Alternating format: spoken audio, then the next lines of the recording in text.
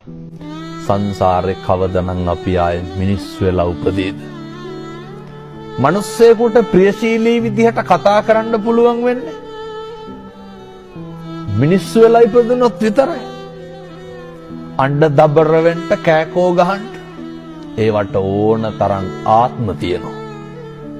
දැන් බල්ලෙක් තව බල්ලෙක් දැක්කහම මොකද කරන්නේ? අපි වගේ කොහෙද යන්නේ කියලා අහනවද? බුරාගෙන පනිනවා. හපන්ඩොට්ටු වෙනවා. මට කියන්න සත්ව ලෝකයේ තුල සතෙක් තවත් සතෙකුට බය නැතුව ඉන්නේ මොන සතාද? හැම සතෙක්ම ඉන්නේ තවත් සතෙකුට බය.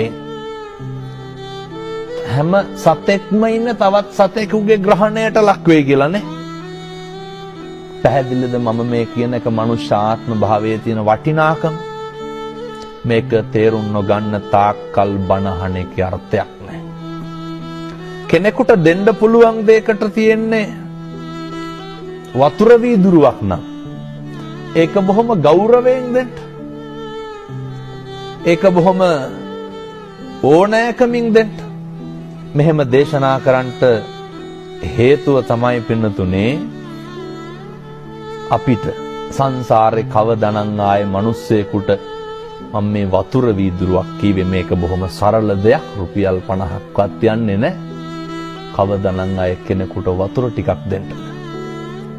සමහරු කියනවා නේද ඔය වතුර ටිකක්වත් දෙන්නේ නැහැ වුන්ට කියලා. කොහොමද මිනිස්සු එහෙම කියන්නේ? ඒ වැරදි අඩුපාඩු වෙන එක ඒ මිනිස්සුන්ගේ වැඩක්.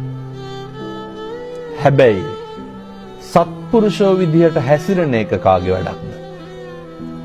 ඒක අපේ වැඩක්.